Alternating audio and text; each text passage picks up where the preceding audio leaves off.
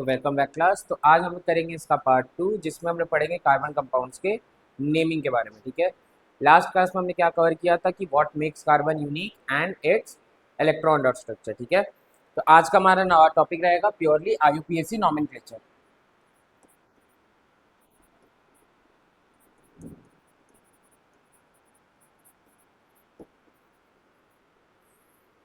IUPAC nomenclature. ठीक है, तब आईयूपीएसी नॉमेनक्लेचर में क्लास हमें सबसे पहले जानना होगा कि हमारा rule number 1 is number two identify the number of carbon atom. So the first thing that we are going to learn is number of carbon atom. Number of carbon atom. So now let's see carbon 1, 2, 3, 4.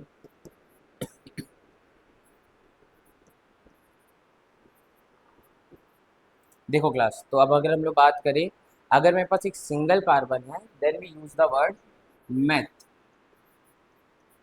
Meth. Double carbon है तो एथ, 3 है तो prop, 4 gives the name but, 5 gives pent, 6 hex, then hept, oct,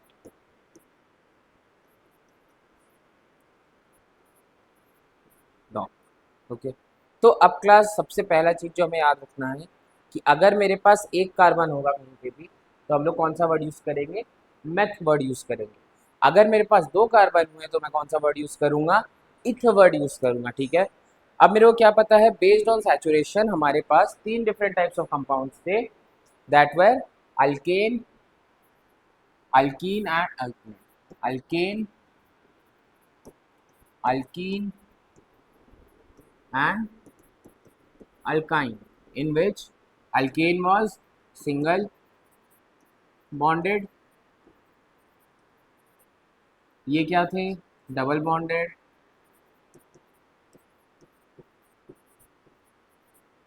ये थे क्या थे अपने पास? Triple bonded. ठीक है, तो अब हम लोग क्या करते हैं, हम लोग एक चीज देखते हैं कि अगर मेरे पास एक सिंगल कार्बन, अगर लेट सपोज क्लास मेरे पास एक सिंगल कार्बन है, सिंगल कार्बन वो क्या करेगा? सबके साथ बॉन्ड बनाएगा, 4 हाइड्रोजन के साथ अटैच हुआ। तो अब अगर मैं जानता हूँ कि सिंगल कार्बन पर हम लोग क्या वर्ड यूज करते हैं? मेथ। तो मेथ के साथ अब यहाँ पे क्या दिख रहा है मेरे को? हर जगह पे सिंगल बॉन्ड। तो पहले तो मैंने कार्बन के नंबर लिखे, क्या आया? वो मेथ। ठीक है, अब जब सब जगह पे सिंगल बॉन्ड है, अब अल्केन के केस में वी यूज अ सफिक्स। अब सफिक्स और प्रीफिक्स दो टर्म्स है क्लास मेरे पास यहाँ पे, सफिक्स और प्रीफिक्स। सफिक्स क्या होता है? बाद में लगने वाला, लेटर, एंड। और प्रीफिक्स क्या होता है? Forward, before. तो अगर कहीं पे भी हमारे पास अल्केन, अल्कीन, अल्काइंस है या कोई भी कार्बन के डेरिवेटिव्स हैं, उसमें हम लोग हमेशा वर्ड यूज करेंगे सफिक्स एंड प्रीफिक्स। ठीक है, सफिक्स हमेशा क्या होगा? बाद में लगने वाला, और प्रीफिक्स क्या होगा? हमेशा पहले लगने वाला। ठीक है, तो अब अल्केन के केस में we have suffix A N E. क्या है? A N E. अल्कीन के केस में ई एन ई, अल्काइन के केस में वाई एन ई। ठीक है, तो अब अगर मैं देखूं यहाँ पे सब जगह पे क्या है? सिंगल कार्बन अटैच किया गया हाइड्रोजन के साथ, तो इसका नाम क्या हो जाएगा? मेथ और ए एन ई। तो नाम क्या हो गया? मेथेन। ठीक है, अब अगर मैं इसी का सेकेंड एग्जाम्पल लूँ क्लास, अब मेरे को कार्बन कार्बन दिख रहा है, अब इनके बीच में आ गया डबल बॉन्ड। हमेशा स्ट्रक्चर बनाते समय क्लास ध्यान रखना कि कार्बन की 4 वैलेंसी होती है, वो बस अपने 4 वैलेंसी पूरे करेगा और वो अपने पूरे 4 वैलेंसी भी पूरे करेगा, मतलब 4 उसकी वैलेंसी आनी चाहिए। तो अगर मैं देखूं इसकी 4 वैलेंसी के बारे में, तो एक ये रहा, 2, 3 और ये 4, 4 वैलेंसी पूरे हो गए। तो इनको कितने कितने हाइड्रोजन मिले? 2 हाइड्रोजन मिले। ठीक है, अब देखते हैं क्लास, 2 कार्बन है मेरे पास, 2 कार्बन में what word do we use? Eth. ठीक है, तो मैंने वर्ड यूज किया इथ। आप डबल बॉन्ड दिख रहा है मेरे को यहाँ पे, डबल बॉन्ड दिख रहा है, तो मैं क्या करता हूँ, डबल बॉन्ड के क्या वर्ड यूज लेते हैं हम लोग प्रीफिक्स में, ई एन ई, तो मैं क्या यूज़ करूँगा, ई एन ई, इसका नाम क्या हो गया, इथीन, क्या नाम हो गया, इथीन, ठीक है। इसी तरह अगर ट्रिपल बॉन्ड आया तो इथाइन, एग्जाम्पल उसका भी देख ही लेते हैं, ठीक है। अब यहाँ पे स्ट्रक्चर का बात करूँ अगर, तो इसको हाइड्रोजन कितना मिलेगा, एक क्यू 1 2 3, तीन एटम्स तो यहाँ कंबाइन हो गए, अब एक सिंगल एटम यहाँ पे आके कंबाइन हो रहा है, तो इसके 4 वैलेंसी पूरे हो गए। सिमिलरली इसको भी क्या मिला, एक हाइड्रोजन मिला। अब 2 कार्बन है तो नाम क्या आएगा, इथ, पर अब इनके बीच में कौन सा सैचुरेशन है, ट्रिपल बॉन्ड का सैचुरेशन है, तो क्या आएगा लास्ट में, वाई एन ई, तो इसका नाम क्या हो गया, इथाइल, क्या हो गया, इथाइल, ठीक है। चलो अब हम लोग पढ़ेंगे कुछ स्पेशल फंक्शनल ग्रुप्स, ठीक है।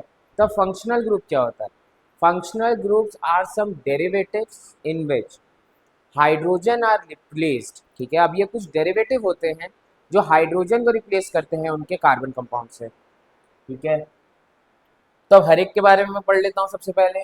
अब मैं इनको आपको पढ़ा रहा हूँ प्रायोरिटी ऑर्डर में, रिवर्स प्रायोरिटी ऑर्डर में, जो सबसे पहले लिख रहा हूँ मैं उसकी प्रायोरिटी सबसे कम है, जो सबसे लास्ट में लिखूंगा उसकी प्रायोरिटी सबसे ज़्यादा होगी, ठीक है। तो ये प्रायोरिटी सीरीज में ही, अब ये प्रायोरिटी सीरीज किस तरह से काम आते हैं ये भी आगे मैं बताऊंगा, ठीक है।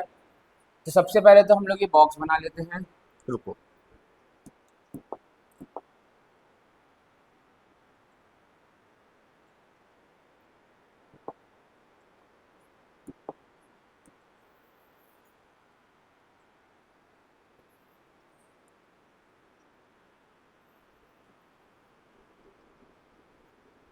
ठीक है। इसमें सबसे पहला है नेम, सेकंड आ जाएगा स्ट्रक्चर, थर्ड आ जाएगा मेरे पास सफिक्स और प्रीफिक्स, क्या आ जाएगा, सफिक्स और प्रीफिक्स। सबसे पहले हम लोग पढ़ते हैं अबाउट बॉन्ड्स, तो मेरे पास क्या है, अल्केन है, अल्कीन है, अल्काइन है, ठीक है। सबसे ज़्यादा प्रायोरिटी किसका होगा इसमें, अल्काइन का, फिर अल्कीन का, फिर अल्केन का, ठीक है। तो हम लोग अल्केन के केस में स्ट्रक्चर किस तरह होता है, कार्बन डबल बॉन्ड कार्बन, ये क्या होता है, सी डबल बॉन्ड सी, और ये सी ट्रिपल बॉन्ड सी। सी की जगह पे क्लास हम लोग एक वर्ड यूज कर रहे हैं आर, आर और आर डैश,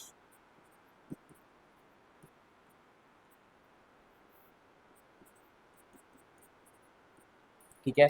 अब आर क्या होता है, R is any alkyl chain, अब अल्काइल का मतलब कोई भी हाइड्रोकार्बन का चेन को हम लोग क्या कहेंगे, अल्काइल चेन, ठीक है। तो अब आर से मैं क्या रिप्रेजेंट, सी अगर मैं लिख रहा था तो डिफाइंड था 2 कार्बन के लिए, पर मैं क्या बोल रहा हूँ, 2 से ज़्यादा भी कार्बन है मेरे पास, तो मैं उसको किससे रिप्रेजेंट कर रहा हूँ, आर से रिप्रेजेंट कर रहा हूँ, ठीक है। तो अब R dash, R R dash के बीच में अगर मैं बॉन्ड बनाऊँ तो क्या आएगा, इसका जो इसका हमेशा क्या लगता है, सफिक्स, क्या लगता है, सफिक्स, इसका सफिक्स है क्या, ए एन ई, इसका क्या है, ई एन ई, इसका क्या है, वाई एन ई। तब मेरे को क्या पता चल गया, अब कभी भी अगर अल्केन है तो क्या सफिक्स लगेगा हमारे पास, ए एन ई, अल्कीन है तो ई एन ई, अल्काइन है तो वाई एन ई, ठीक है।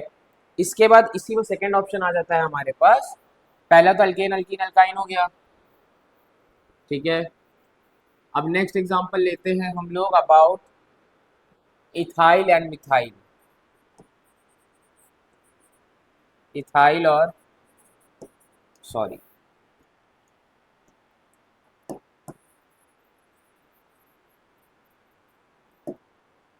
मिथाइल और इथाइल,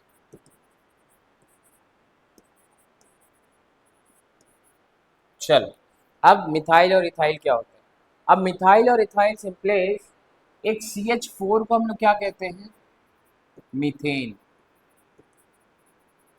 और एक CH3 ग्रुप अगर अटैच हो रहा है कहीं पे तो ये क्या हो जाएगा, इथाइल, इसका क्या होता है, प्रीफिक्स होता है ये, और वर्ड क्या यूज होता है, मिथाइल, ठीक है।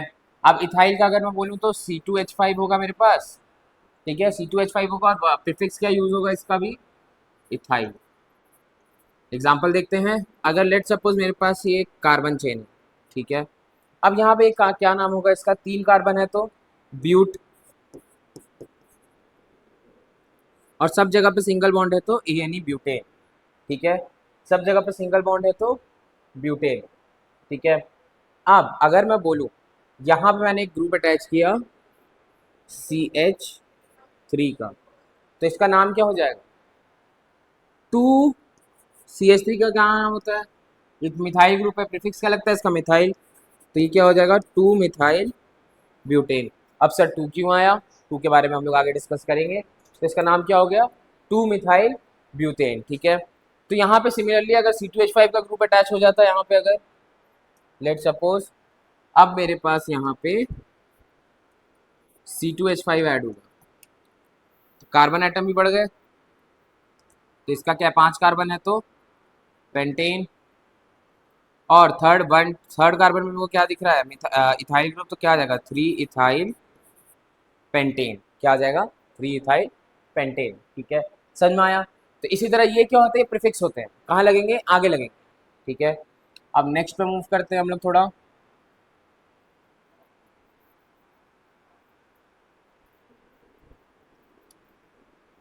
नेक्स्ट है अपने पास हैलोजेंस के बारे में। हैलोजन,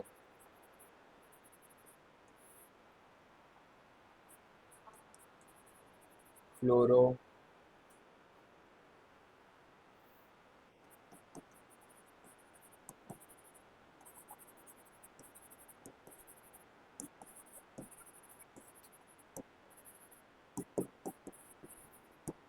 इसके बाद आ जाता है हमारे पास halogen, fluorine, chlorine, bromine, iodine. ठीक है, ये हमेशा आपको हैलोजेंस के नाम से आप लोग सुनोगे, और इनका एक कॉमन भी फैक्टर होता है रिप्रेजेंट करने का, एक्स के नाम से। ठीक है, पर एक्स का आपका काम नहीं है, वो भूल जाओ। ठीक है, फ्लोरीन का अगर मैं बात करूं तो fluorine is attached as RF। R क्या था मेरे पास? Alkyl chain, alkyl chain. ठीक है, आर क्या है मेरे पास? Alkyl chain. क्लोरीन में क्या ऐड होता है? RCl। ब्रोमीन में RBr। आयोडीन में RI। ठीक है, अब फ्लोरीन के केस में क्या? अब ये सब क्या यूज होंगे देखना। अब ये तीनों के तीनों क्या आएंगे मेरे पास? प्रीफिक्सेस, प्रीफिक्स होंगे। फ्लोरीन के केस में क्या लगेगा? फ्लोरो, इसके केस में क्लोरो, इसके केस में ब्रोमो, इसके केस में आइडो। ठीक है, अब मेरे पास RF अगर है तो क्या यूज होगा? फ्लोरो वर्ड यूज होगा। Cl है तो क्लोरो, Br है तो ब्रोमो, I है तो आइडो। ठीक है, हम लोग क्या देख रहे थे यहाँ पे? एक एग्जाम्पल इन सबको लेके। तो let suppose we have a carbon chain like this. इसका नाम क्या हो गया? Propane, propane. ठीक है, एक काम करता हूँ, रुको, इनको अलग अलग पेज पे एक्सप्लेन करता हूँ। लेट सपोज एक कार्बन चेन है मेरे पास 4 कार्बन का, इसका नाम क्या हो गया? ब्यूटेन। अब मेरा मन किया और मैंने यहाँ पे क्लोरीन ऐड कर दिया। अब क्लोरीन क्या है क्लास, देखते हैं एक बार। Chlorine is a type of prefix. ठीक है, क्या लगेगा? आगे लगेगा। और क्लोरीन का प्रीफिक्स है क्या? क्लोरो। तो इसका नाम क्या हो जाएगा? क्लोरोब्यूटेन। क्या नाम होगा? क्लोरोब्यूटेन। ठीक है, सिमिलरली अगर एफ ऐड करूंगा तो फ्लोरोब्यूटेन, अगर आपका आई ऐड करूंगा तो आइडोब्यूटेन, इसी तरह ऐड होगा। ठीक है, ये प्रीफिक्स है, तो हमेशा इस बात का ध्यान रखना है कि कहाँ लगेगा? आगे लगेगा। ठीक है, इसके बाद हम लोग हैलोजेंस के बाद हम लोग जो सेकंड पढ़ेंगे that would be about halogens का। आई गेस आप लोगों को क्लियर हो गया।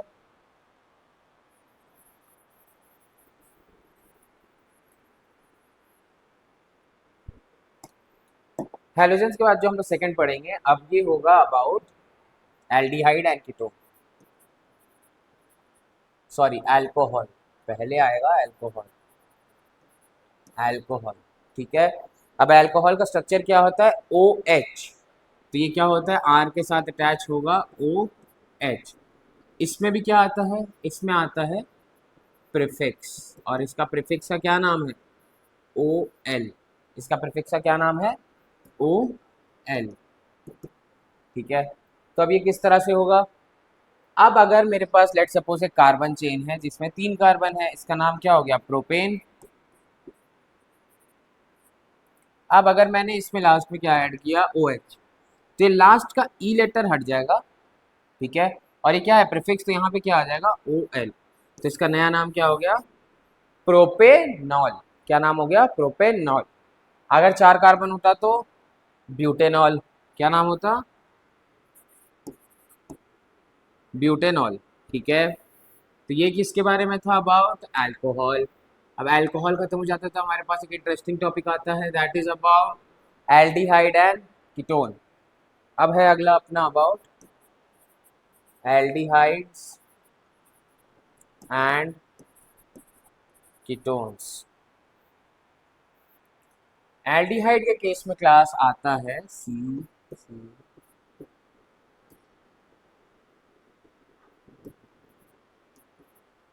इन शॉर्ट लिखते हैं CHO। इसमें आता है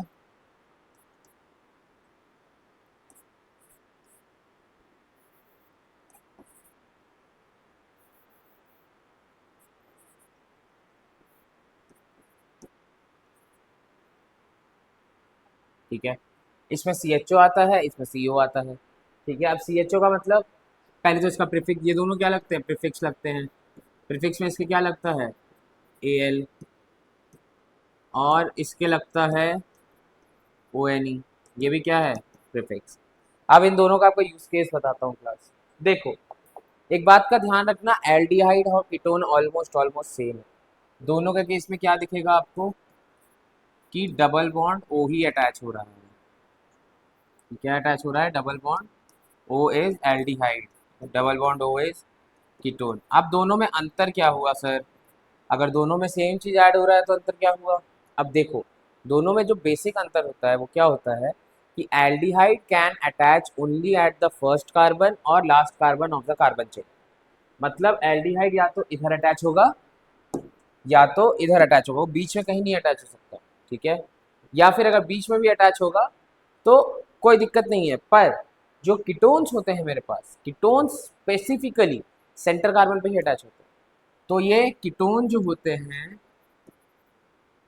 ऑड नंबर वाले कार्बन एटम में ही एग्जिस्ट करते हैं, इवन में नहीं करते। क्यों? 2 का सेंटर ढूंढ पाओगे कभी? नहीं। कभी 4 का ढूंढ पाओगे? नहीं। ठीक है, तो हमेशा इस बात का ध्यान रखना कि जो एल्डिहाइड होता है हमारा, वो कहीं पे भी अटैच हो जाता है, और जो कीटोन होता है मेरे पास, वो कहाँ पे हमेशा अटैच होता है?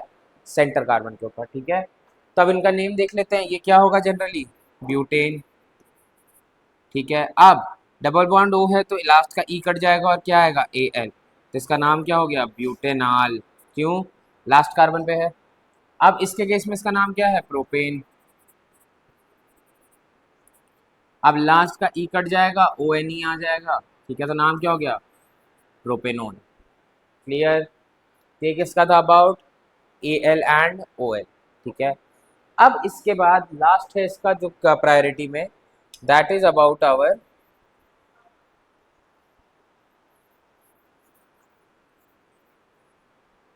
लास्ट और मेन है अबाउट कार्बोक्सिलिक एसिड।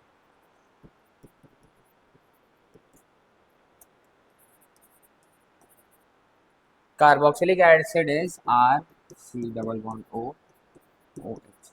मतलब एल्डिहाइड पढ़ा हमने, हमने अल्कोहल पढ़ा, अल्कोहल क्या था? OH। एल्डिहाइड क्या था? Double bond O। दोनों एडअप होकर ओइक एसिड बनाते हैं। ठीक है, कार्बोक्सिलिक एसिड बनाते हैं। इसका भी क्या आता है? प्रीफिक्स आता है। इसका प्रीफिक्स क्या आता है? Oic acid. क्या आता है? Oic acid. ठीक है, तो अब इसका यूज देख लेते हैं कैसे कंपाउंड्स बन रहे हैं। ठीक है, अब देखो, लेट सपोज एक कार्बन चेन है मेरे पास, यहाँ पे डबल बॉन्ड O लगा, यहाँ पे OH लगा। इसका नॉर्मल नाम क्या होगा? प्रोपेन। पर अब क्योंकि इसमें डबल बॉन्ड O और OH आ गया तो क्या होगा? इसका लास्ट का E हटेगा और क्या ऐड होगा? Oic acid. तो नाम क्या हो गया इसका? Propanoic acid. चलो क्लास, अभी अगर मैं बोलूँ तो आपने इन सब के डेरिवेटिव्स के बारे में पढ़ लिया। अब इन सबको फास्ट रन करने के पीछे का रीजन था इनके नॉमेनक्लेचर रूल्स। ठीक है, तो हम लोग अभी क्या पढ़ेंगे? इनके नॉमेनक्लेचर रूल्स के बारे में पढ़ते हैं। ठीक है, तो अब देखो, जो मेन रूल होता है, लेट सपोज कि मेरे पास ये कुछ की रूल्स बताऊंगा आपको फॉर नॉमेनक्लेचर की रूल्स। सबसे पहला step, identify longest carbon chain. हमें सबसे पहले क्या करना होगा, लॉन्गेस्ट कार्बन चेन को आइडेंटिफाई करना होगा, ठीक है, कि मेरे पास सबसे लॉन्गेस्ट कार्बन चेन कौन सा है। अब लेट सपोज मेरे पास एक स्ट्रक्चर है कुछ इस तरह, ठीक है। अब अगर मैंने इसमें C2H5 ऐड कर दिया, ठीक है, तो अभी मेन कार्बन चेन कौन सा हुआ था मेरे पास, अभी तक फिलहाल के लिए तो मेन कार्बन चेन ये वाला है, ठीक है। मेन कार्बन चेन में कितने कार्बन आए, 3 कार्बन। अब अगर मैं इसको एक्सपैंड करूं तो C2H5 का मतलब क्या है, कार्बन 2 है। तो अब अगर मैं इस चेन के बारे में बात कर रहा हूं तो इसमें तो 4 कार्बन आ जा रहे हैं। तो लॉन्गेस्ट चेन कौन सा हो जाएगा मेरे पास, हमेशा जिसमें ज्यादा कार्बन, ठीक है, chain having maximum carbon,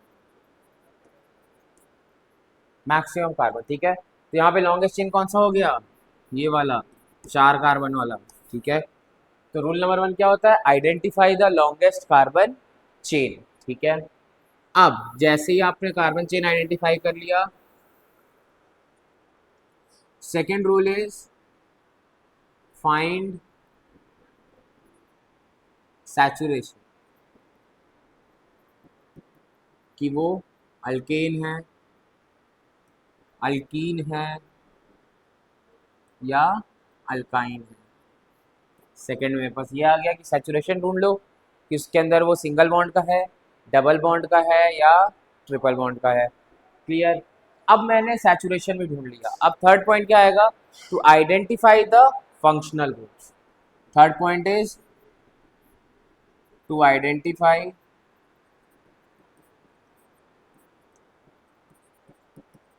functional groups, ठीक है। अब मैंने फंक्शनल ग्रुप्स क्या थे कुछ पढ़े मैंने यहाँ पे, ये सारे जो ओइक एसिड वगैरह थी, ये सब क्या थे मेरे पास, carboxylic acid, aldehyde, ketone, chloro, fluoro, bromo, ethoxy, ethyl, methyl, ये सब क्या थे मेरे पास, सारे के सारे फंक्शनल ग्रुप्स थे, ठीक है। तो आइडेंटिफाई द फंक्शनल ग्रुप्स, ठीक है। Now arrange according to, arrange according to priority order.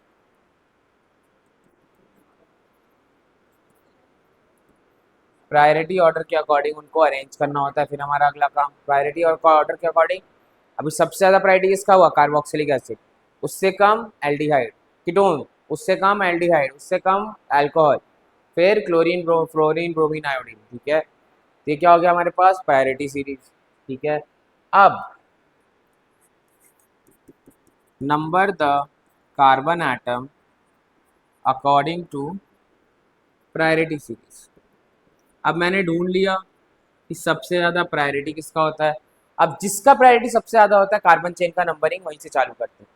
और हमेशा नंबरिंग हम लोग कहाँ से स्टार्ट करेंगे, जहाँ कहीं से भी हमारे पास कार्बन एटम के लिए फंक्शनल ग्रुप पास पड़े, ठीक है। लेट सपोज अगर मैं बोलूँ C डबल बॉन्ड C, अब क्या मैं नंबरिंग यहाँ से 1 2 3 4 करूँगा या नीचे वाला 1 2 3 4 करूँगा, खुद बताओ। फंक्शनल ग्रुप अगर मैं यहाँ से काउंट कर रहा हूँ, ठीक है, तो कौन से नंबर पे आ रहा है, तीसरे नंबर पे आ रहा है। और अगर मैं इधर से काउंट कर रहा हूँ तो पहले नंबर पे आ रहा है। हम लोग किस साइड से चालू करेंगे, जहाँ कहीं से भी हमारा वो छोटा पड़े, पास पड़े, ठीक है। तो कहाँ से पास पड़ रहा है, लेफ्ट हैंड साइड से, तो इसका नाम क्या हो जाएगा, ब्यूट। फर्स्ट कार्बन बॉन्ड बना रहा है तो ENE, ब्यूट 1 ENE, ठीक है। Let suppose now move to an another example, ठीक है। तो अब अगर मैं बोलूँ कि बस यहाँ पे, अब एक तो नंबर मैं यहाँ से स्टार्ट कर सकता हूँ या फिर दूसरा यहाँ से स्टार्ट कर सकता हूँ, खुद बताओ कहाँ से स्टार्ट करूँगा, लेफ्ट हैंड साइड से स्टार्ट करूँगा। लेफ्ट हैंड साइड से क्यों स्टार्ट करूँगा, क्यों, क्योंकि लेफ्ट हैंड साइड से सेकेंड कार्बन हमारा डबल बॉन्ड बना रहा है, तो नाम क्या हो जाएगा, पेंट। क्यों, क्योंकि 5 कार्बन है। उसके अलावा सेकेंड कार्बन पे क्या है, ENE है, यानी कि डबल बॉन्ड है, ठीक है। तो सेकेंड नंबर पे है तो इसका नाम क्या आ जाएगा, पेंट 2 ENE, दोनों के बीच में हाइफन लगे हुए हैं, ठीक है। अब मैं आपको बताता हूँ कि हमें इसके अंदर फंक्शनल ग्रुप ये क्या था, अगर एक हो तो, ठीक है। अब अगर मैं बोलूँ एक ही फंक्शनल ग्रुप के बारे में अभी बात करते हैं, ठीक है। अब यहाँ पे अगर OH है तो इसका नाम क्या हो जाएगा। अब ये नंबरिंग जरूरी क्यों है, देखो अगर मैं बोलूँ ब्यूटेन, सॉरी ब्यूटेनॉल, ये प्रोपेनॉल बनाओ, चलो अगर मैं बोल रहा हूँ कि प्रोपेनॉल बनाओ, तो एक स्ट्रक्चर तुम इस तरह बना सकते हो,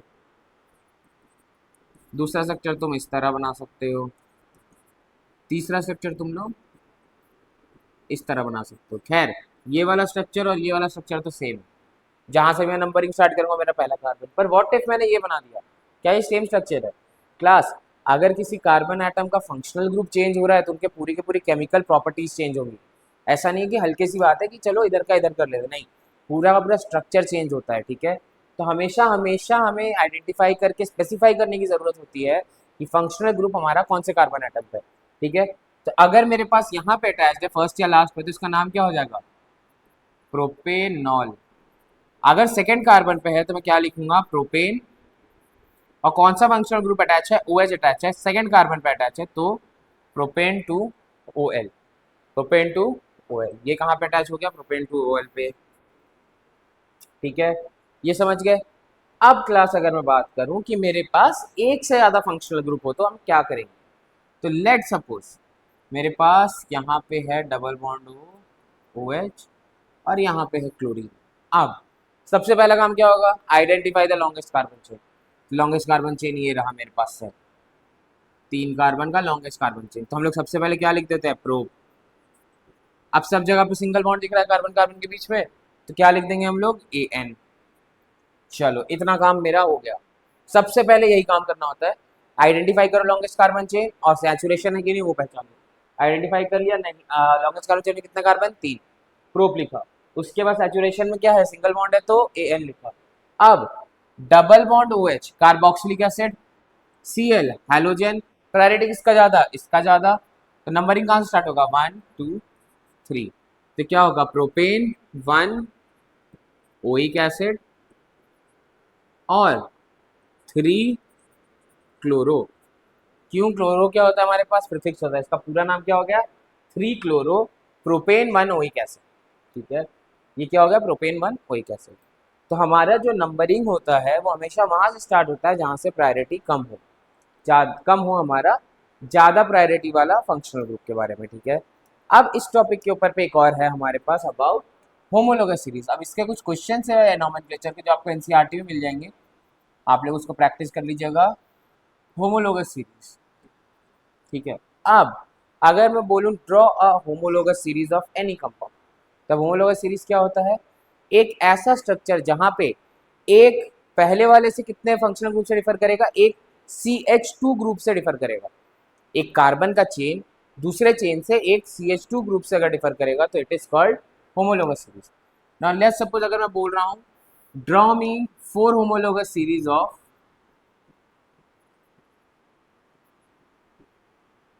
मतलब ये लोग किससे डिफर करेंगे? एक CH2 यूनिट से। Draw homologous 4 homologous series of butane. तो सबसे पहले मैं क्या बनाऊंगा? ब्यूटेन का स्ट्रक्चर। ठीक है, तब कार्बन कार्बन कार्बन कार्बन, इसके पास 3 हाइड्रोजन है तो क्या लिखूंगा? CH3। इसके पास 2 है तो CH2, इसके पास 2 है तो CH2, इसके पास CH3। अब अगला क्या लिखूं? ये क्या हो गया? एक तरीका से CH3 CH2 CH2 CH3। अब मेरे को 4 फंक्शनल ग्रुप बनाने हैं। देखता हूं अभी मैं, मेरे को क्या करने हैं? 4 फंक्शनल ग्रुप बनाने हैं होमोलोगस सीरीज का। इसके तो क्या लिखूँ? एक CH3 CH2 CH2। अब किससे डिफर करता है? एक CH2 यूनिट से, तो एक और क्या ऐड कर दिया ने? CH2 और CH3। ये क्या बना? इसका पहला होमोलोगस सीरीज। सेकंड देखते हैं, CH3 CH2 CH2 CH2। अब वापस से क्या करना होगा? एक और CH2 ऐड करना होगा, फिर CH3। अगला क्या है? CH3 CH2 CH2 CH2 CH2। अब क्या करेंगे? एक और CH2 ऐड करेंगे हम लोग। क्यों? हमें कितने बनाने हैं? 4 होमोलोगस सीरीज, तो CH3 आ गया। Lastly CH3 CH2 CH2 CH2 CH2 CH2, क्या आ गया? CH3। तो हमारे पास ये क्या हो गया? 4 होमोलोगस सीरीज। ठीक है, होमोलोगस सीरीज समझ में आया? एक सीरीज जिसमें जो अपने पास कार्बन चेन होता है वो दूसरे से एक CH2 यूनिट से डिफर करता है। ठीक है, तो चलिए क्लास, तो अभी तक हम लोगों ने क्या पढ़ लिया? नोमेनक्लेचर क्या होता है, कैसे हम लोग ऑर्गेनिक कंपाउंड्स को नेम करते हैं। तो अब हम लोग स्टार्ट करते हैं अपना next topic and that is about some chemical properties of organic compound.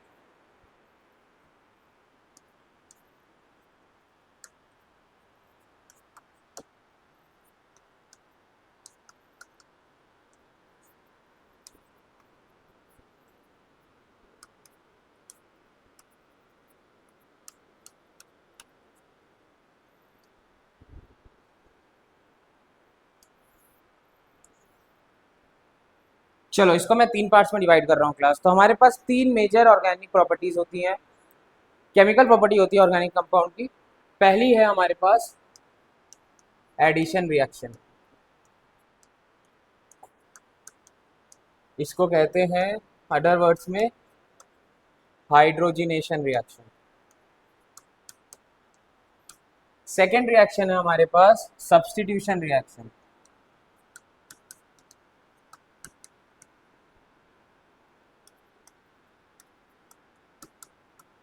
Sorry इसको चार में डिवाइड कर लेता हूँ।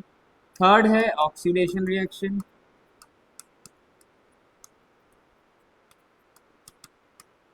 और फोर्थ है हमारे पास कंबशन। ठीक है, तब इन चारों के बारे में हम लोग एक एक करके देख लेते हैं। सबसे पहले बात करते हैं एडिशन रिएक्शन क्या, इसका अदर वर्ड्स में नाम क्या है, हाइड्रोजनेशन रिएक्शन। इसका मतलब इसमें क्या ऐड होगा, हाइड्रोजन ऐड होगा। तो अब अगर मैं बात करूं कि अगर मेरे पास कोई भी एक सिंपली अनसैचुरेटेड कार्बन है, let's suppose we are taking ethene. ठीक है, इसको मैं जैसे ही रिएक्ट कराऊंगा निकल, पैलेडियम, प्लेटिनम के साथ, मेरे को क्या मिल जाएगा, इथेन। क्यों, एक हाइड्रोजन ऐड हो जाएगा।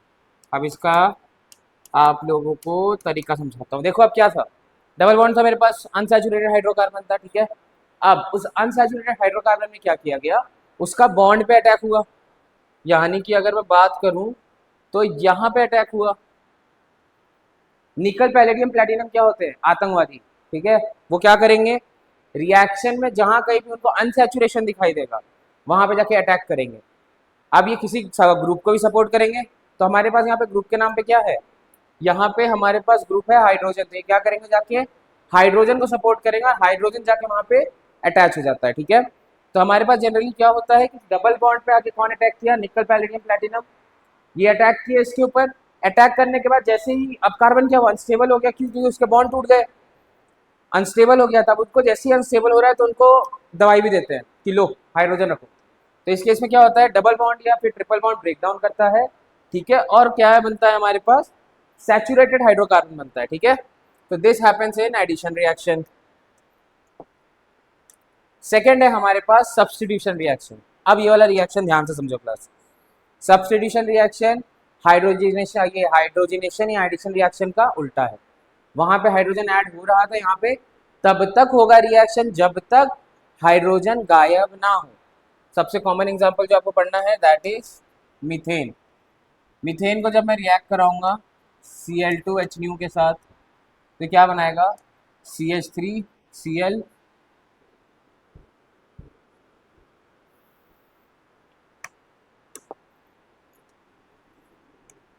CH3Cl plus HCl। क्या किया, एक हाइड्रोजन अलग हुआ और उसके साथ क्या ऐड हुआ, एक क्लोरीन ऐड हुआ, और एक क्लोरीन जाके कहाँ, कार्बन चेन में ऐड हुआ। ठीक है, तो अब वापस ये रिएक्शन कब तक होगा, जब तक सारा हाइड्रोजन ना हट जाए। CH3Cl वापस से वही Cl2H रिएक्ट किया तो क्या बनाएगा, CH2Cl2 प्लस HCl। फिर CH2Cl2 रिएक्ट किया जब HNu Cl2 के साथ तो क्या देगा, CHCl3 प्लस HCl। अब CHCl3 रिएक्ट किया HNuCl2 के साथ तो क्या देगा, CCl4 प्लस HCl। अब यहाँ पे क्या हो गया, मेरे पास सारे के सारे हाइड्रोजन हट गए। अब जब सारे हाइड्रोजन हट गए तो मेरे पास क्या बनाइए, सब्स्टिट्यूशन रिएक्शन। सब्स्टिट्यूशन हुआ किसका, हाइड्रोजन का हुआ। अब यहाँ पे एक की पॉइंटर है जो आपको याद रखना है कि इसका नाम CHCl3 एक बहुत फेमस नाम है, दैट इज क्लोरोफॉर्म, उसी से जिससे किडनैपिंग होती है। ठीक है, तो it is also known as chloroform CH Cl3। ठीक है, तो यहाँ पे हाइड्रोजनेशन रिएक्शन में क्या था, हाइड्रोजन ऐड हुआ। सब्स्टिट्यूशन रिएक्शन में क्या था, हमारे पास हाइड्रोजन बाहर चला गया। अब ऑक्सीडेशन रिएक्शन देखते हैं। लेट सपोज मेरे पास कोई भी एक अल्कोहल है। अभी कल मैंने अल्कोहल के बारे में पढ़ा, तो सबसे इजीएस्ट अल्कोहल क्या होगा, CH3 CH2 OH, ethanol. Ethanol को जब मैं रिएक्ट कराऊंगा किसी भी ऑक्सीडाइजिंग एजेंट के साथ। अब ऑक्सीडाइजिंग एजेंट क्या होता है क्लास, जो खुद को रिड्यूस करे, पहला बात। दूसरा बात, रिएक्शन में एक ऑक्सीजन ऐड करके दे। ठीक है, तो यहाँ पे क्या होगा, इसको जब मैं रिएक्ट कराऊंगा किसी के भी साथ,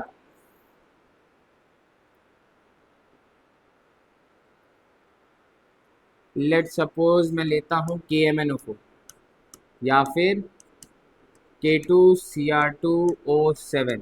ये दोनों बहुत अच्छे हमारे ऑक्सीडाइजिंग एजेंट्स हैं। इनके साथ जब रिएक्ट करूंगा तो क्या बनेगा, देखो CH3COOH। यहाँ पे ऑक्सीजन बढ़ा। अब क्योंकि ऑक्सीजन बढ़ गया तो ऑक्सीडेशन रिएक्शन। ठीक है, तो ऑक्सीडेशन रिएक्शन में क्या होता है, बेसिकली हमारे पास ऑक्सीजन बढ़ता है। कंबशन क्लास सिंपल सा है, carbon plus oxygen give carbon dioxide plus heat plus light. ठीक है, CH4 plus O2 give CO2 plus H2O plus heat plus light. कोई भी रिएक्शन जहाँ पे हम कोई भी ऑर्गेनिक कंपाउंड को बर्न करते हैं, हीट और लाइट प्रोड्यूस होता है, that is called a combustion reaction. Class अब ये याद रहेगा, यही हमारे पास कुछ की रिएक्शंस है। First is addition reaction, second one is substitution reaction, third is oxidation reaction and the fourth one is combustion reaction. ठीक है, तो चलो अब इसके बाद हम लोग रिएक्शंस पढ़ते हैं। अब मैंने पढ़ लिया types of different reaction chemical properties में। अब हमारे को कुछ दो स्पेशल ऑर्गेनिक कंपाउंड है जिनके बारे में इन डेप्थ पढ़ना है। ठीक है, तो इन डेप्थ पढ़ना है तो उन दोनों टॉपिक्स के नाम देख लेता हूँ मैं। पहले तो मैं एक इसको डिवाइड कर लेता हूँ ताकि दोनों को एक ही बार में एक्सप्लेन कर सकूँ। चलो, फर्स्ट वन इज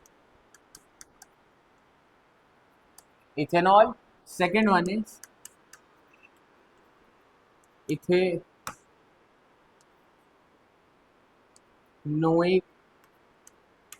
एसिड। ठीक है, first one is ethanol, second one is ethanoic acid. अब इथेनॉल का क्लास सबसे पहले तो मैं स्ट्रक्चर बना लूँ। इथेनॉल इज कॉल्ड CH3CH2OH या फिर C2H5OH। इथेनॉइक एसिड का क्या होता है, CH3COOH या फिर C2H4O2। ये याद रखना, क्वेश्चंस आप लोगों को इन्वर्ट करके डायरेक्टली नहीं बोलेगा CH3COOH, वो ये भी दे सकते हैं C2H4O2। ठीक है, तो ये हमारे पास ये दोनों क्या होगा, इनके जनरल रिप्रेजेंटेशन। ठीक है, सेकेंडली इनके बारे में पढ़ते हैं। This is normally known as alcohol. It is a primary derivative of primary, रुको क्लास एक और शेप चाहिए मेरे को ताकि इनके बारे में भी कुछ कुछ बताना है। It is a primary derivative of alcohol. ठीक है, अब जो कोई भी अल्कोहल होते हैं उसमें हम लोग क्या यूज करते हैं, इथेनॉल यूज करते हैं। कितना, थोड़े से मात्रा में यूज करते हैं। ठीक है, second thing, it is liquid at room temperature, liquid at room temperature. ठीक है, soluble in water, soluble in water. ठीक, कुछ कुछ है हमारे पास इस तरह के कॉमन नेम। अब इसका जो अल्कोहल में जो अल्कोहल बेवरेजेस में जो यूज होते हैं, that is 4 to 8% ethanol is used in alcoholic beverages, alcoholic beverages. ठीक है, अब उसके बाद pure ethanol, pure ethanol can be lethal. मतलब अगर आप सिंगल लैंग्वेज में बोलूँ, जितने भी अल्कोहलिक बेवरेजेस होते हैं उसमें कितने परसेंट इथेनॉल यूज होता है? 4 से 8% इथेनॉल यूज होता है, प्योर इथेनॉल यूज होता है, ठीक है। अब अगर आप इसको थोड़े से मात्रा में लोगे, it can cause drunkenness but it is not very much recommended, ठीक है। Yet it is a nation wide, it is a very much wide spread activity, it is not recommended, ठीक है। Drinking alcohol for a long period of time can lead to many health diseases, ठीक। Pure ethanol, drinking pure ethanol can be lethal, तुरंत मौत, instant मौत, ठीक है। तो ये सब है हमारे पास कुछ इथेनॉल के प्रॉपर्टीज। अब हम लोग इथेनॉइक एसिड के बारे में पढ़े। It is also known as glacial acetic acid, glacial acetic acid,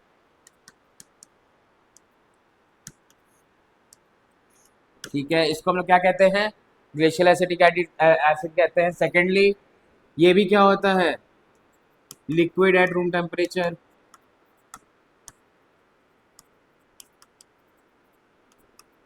liquid at room temperature. Third point अगर मैं इसका बात करूं तो क्या हो जाएगा? ये 2 to 4% नहीं, 6 to 8% acetic acid in water is called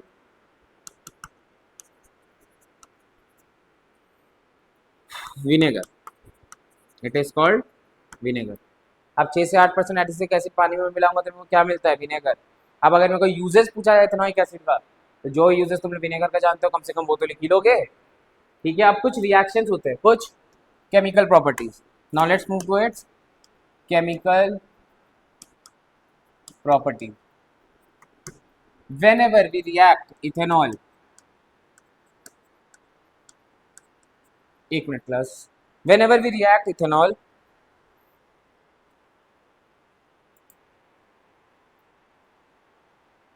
whenever we react ethanol with sodium metal plus Na, it gives sodium ethoxide, sodium ethoxide, ठीक है। फर्स्टली ये रिएक्शन है मेरे पास कि जब कभी भी मैं इथेनॉल को रिएक्ट कराऊंगा सोडियम मेटल के साथ तो मेरे को क्या देगा हमेशा? Sodium ethoxide. अब इसका सेकेंड, ये तो फर्स्ट रिएक्शन हो गया, इसका अब सेकेंड रिएक्शन में चलते हैं। इसका सेकेंड रिएक्शन क्या है class? When we react ethanol with concentrated H2SO4 at 443 Kelvin, concentrated H2SO4 at 443 Kelvin। अब याद रखो class, concentrated H2SO4 is a dehydrating agent। क्या होता है? डिहाइड्रेटिंग एजेंट होता है। डिहाइड्रेटिंग एजेंट का मतलब कि वो आपके किसी भी रिएक्शन में से H2O बाहर निकाल देगा। क्या बाहर निकालेगा? H2O। तो अगर मैं इसमें से एक, रुको, अगर मैं इसके अंदर में से एक H निकाल लूँ, एक H यहाँ से, एक H यहाँ से, तो क्या बनेगा? C double bond C H H। यहाँ स्ट्रक्चर से समझते हैं, एक OH निकला, OH निकल गया, क्या बचा? C2H5, C2H5 से भी एक H हट गया, तो क्या बचा? C2H4, and we know that C2H4 is ethene. हम लोगों ने स्ट्रक्चर पढ़ा था। तो सेकेंड रिएक्शन मेरे पास ये रहा, ठीक है। अब सिमिलरली अगर मैं बात करूं chemical properties of ethanoic acid, तो इसकी अगर मैं केमिकल प्रॉपर्टीज के बारे में बात करूं, तो the first reaction that we will learn is about esterification reaction, esterification reaction। अब esterification reaction क्या होता है? याद रखना कि इसमें एक चीज बनता है, दैट इज ईस्टर। अब रिएक्शन देखो, whenever we react CH3 CH2 OH plus CH3 COOH in the presence of some acid catalyst, in the presence of some acid catalyst, it will always give ether, CH3 C double bond O CH3, sorry, CH2 CH3, this is ether। अब ether के बारे में खास बात जानो, it is a sweet smelling substance.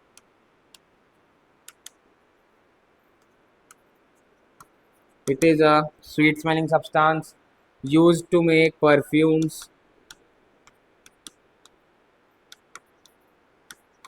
इसका presence कैसे check करते हैं? It has, sorry, it has fruity smell. It has fruity smell. तो अगर हम लोग कभी भी इथेनॉल और इथेनोइक एसिड को मिक्स करें किसी भी एसिड कैटलिस्ट के प्रेजेंस में, ठीक है, तो हम लोग को हमेशा क्या मिलेगा? ईस्टर मिलेगा। ठीक है, अब ईस्टर क्या होता है? It is a sweet smelling substance, it is a fruity smelling substance, it is use to make perfumes, flavouring एक सब्सटेंस में यूज कर सकते हैं। ठीक है, अब esterification reaction is a kind of reversible reaction. अब अगर मैं कभी CH3 COO C2H5 को रिएक्ट कराऊं कभी भी NaOH के साथ, तो मेरे को क्या देगा? देखो, CH3 CH2OH plus CH3 COO Na। CH3 CH2OH क्या हो गया? मेरे को मेरा वो मिल गया बेटा, वापस से क्या कहते हैं, अल्कोहल मिल गया। अब CH3 CONO को अगर मैं रिएक्ट कर रहा हूँ H2O के साथ, तो मेरे को क्या दे देगा? CH3 COOH। ये मेरे पास इथेनोइक एसिड आ गया मेरे पास, ये मेरे पास आ गया मेरा ethanol. So the reaction of ethanol and ethanoic acid to form ester is a kind of reversible reaction. मतलब अगर हम लोग वो बना रहे हैं ईस्टर से, इथेनॉल इथेनॉल और इथेनोइक एसिड को मिक्स करके अगर मैं ईस्टर बना रहा हूँ, तो ईस्टर को मैं ब्रेक डाउन करके क्या बना सकता हूँ? इथेनॉल और इथेनोइक एसिड। ठीक है, ये इंपॉर्टेंट पार्ट होता है इस रिएक्शन का। ठीक है, अब आ जाते हैं हम लोग इस चैप्टर के लास्ट टॉपिक पे, and that is about soaps and detergents. Soaps and detergents. Class simply कोई इतना ज्यादा आपको टेंशन नहीं दूंगा, सिंपल सा डिवीजन करता हूं मैं। सोप्स, डिटर्जेंट क्या होते हैं? ठीक है, अब मैं एक बात बताता हूँ, इनका स्ट्रक्चर देखना। इनका स्ट्रक्चर कुछ इस तरह होता है, दोनों का स्ट्रक्चर इस तरह होता है। ठीक है, अब ये वाला जो पार्ट है, this is called long fatty acid chain. Long fatty acid chain of carboxylic acid. ठीक है, सिमिलरली यहाँ पे ये क्या है? Long fatty acid chain, long fatty acid chain of carboxylic acid.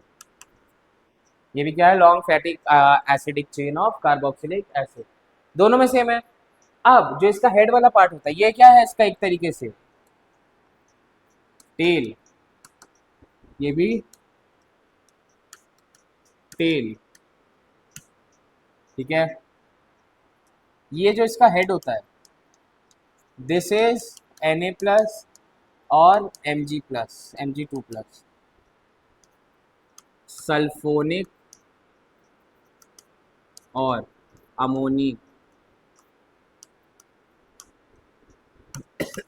देखो, अब जो हेड होता है मेरे पास इसमें यहाँ पे, तो अब इस केस में क्या होता है? सोप्स के केस में it is a head containing sodium plus और मैग्नीशियम 2 प्लस आयंस। ठीक है, डिटर्जेंट के केस में क्या होता है? उनका जो हेड होता है वो बना होता है सल्फोनिक चेन या अमोनिया चेन से। ठीक है, अमोनिया हेड होता है उनका। तो ये दोनों में डिफरेंस है बेसिक। अब soaps are generally use to clean in normal water, detergents are used in hard water.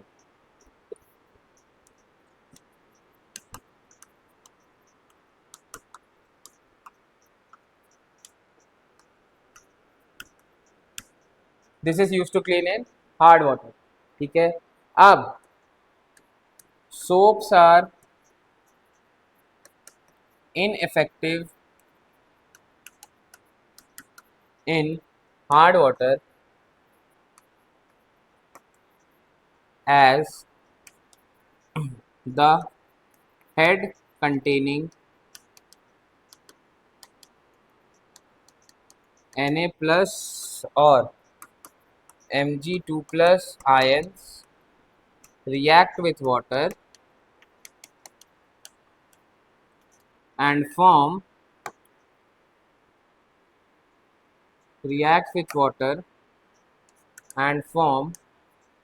insoluble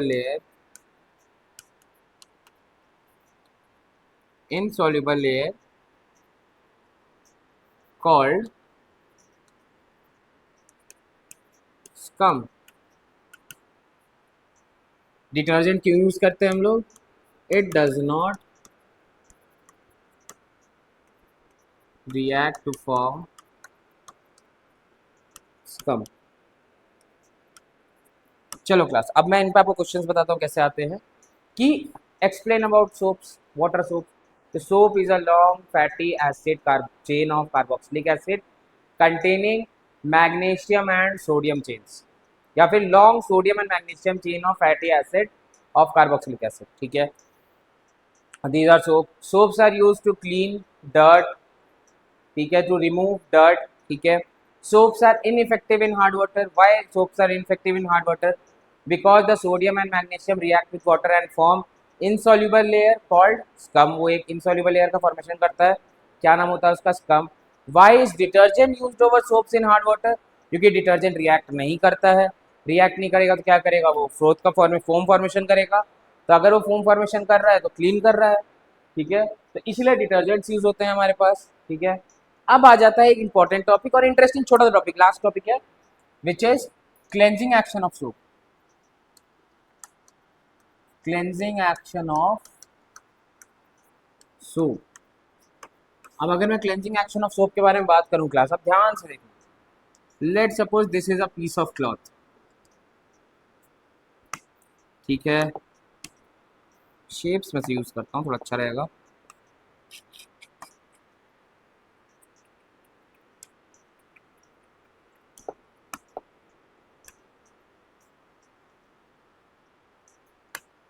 ठीक है, ये मेरे पास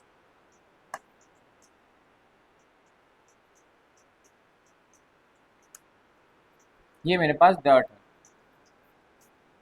ठीक है, अब देखो क्लास, ये रहा मेरे पास सोप का स्ट्रक्चर.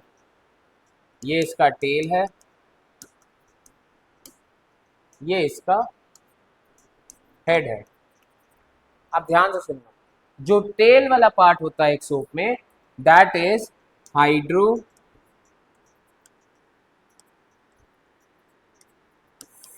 एंड. हाइड्रोफिलिक होता है ये नेचर में. ठीक है, और सॉरी क्लास, माय बैड, जो इसका चेन वाला पार्ट होता है दैट इज हाइड्रोफोबिक, और जो इसका हेड होता है दैट इज हाइड्रोफिलिक. अब सर फोबिक और फिलिक का मतलब? हाइड्रोफोबिक मतलब वाटर से डर, हाइड्रोफिलिक मतलब वाटर लविंग.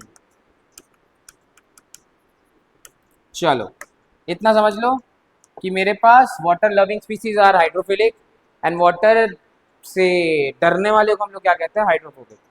ठीक है, तो अब क्या होता है इस केस में? ये वाटर है मेरे पास. ठीक है, अब जब कभी भी वाटर में मैंने सोप मिलाया तो क्या होगा? हाइड्रोफोबिक और हाइड्रोफिलिक बहुत सारे एंड्स मिलेंगे मेरे को. ठीक है, तो वो क्या करेंगे? आके अटैक करेंगे डर्ट के ऊपर. किस तरह? हाइड्रोफोबिक एंड क्या करेगा? जाके नीचे डर के छुप जाएगा कि भाई बचाओ, मेरे पे अटैक हो रहा है. तो हाइड्रोफिलिक एंड जाके यहाँ पे अंदर में छुप गए, और हाइड्रोफोबिक एंड मस्त मजा करेगा. कुछ इसी तरह का स्ट्रक्चर बनेगा.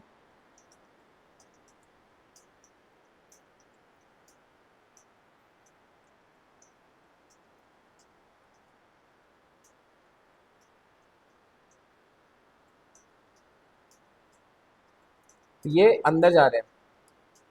ठीक है, अब सोचो, लेट सपोज मेरा ये हाथ है, इस पे कुछ डर्ट है, कुछ चिपका हुआ है. अब जो हाइड्रोफिलिक एंड होता है, ठीक है, वो क्या करेगा? मस्त पानी के साथ जाके एंजॉय कर रहा है, इंटरेक्ट कर रहा है वाटर मॉलिक्यूल्स के साथ. ठीक है, for the formation of froth. Foam का फॉर्मेशन या फ्रोथ का फॉर्मेशन के लिए क्या कर रहा है? वाटर के साथ जाके रिएक्ट कर रहा है.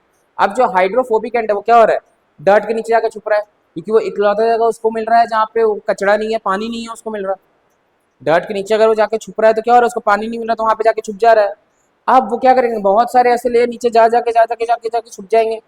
क्यों? अगर मैं सोप को मिला ना तो क्या एक मॉलिक्यूल सोप का मिलता है? नहीं, हजारों लाखों करोड़ों मॉलिक्यूल्स मिल रहे हैं। ठीक है, तो वो करोड़ों मॉलिक्यूल्स क्या करें, डर्ट के नीचे जाके छुप रहे हैं सारे के सारे।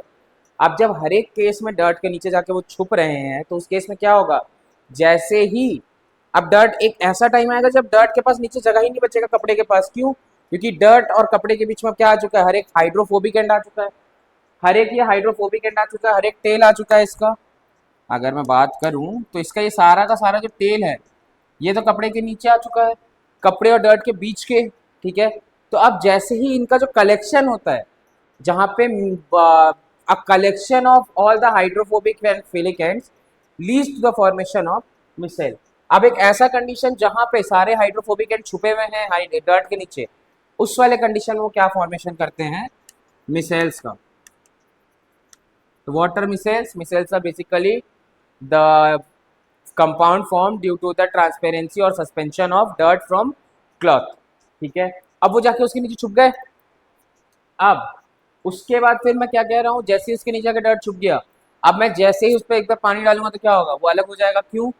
क्योंकि हाइड्रोफोबिक एंड जो था वो जाके डर्ट के अंदर छुप गया। पहले डर्ट क्यों नहीं सेपरेट हो रहा था, क्योंकि उनके दोनों के बीच में क्या नहीं था, गैप नहीं था, दोनों एक दूसरे से चिपके हुए थे। अब उस गैप के बीच में हाइड्रोफोबिक एंड आके आके छुप गया।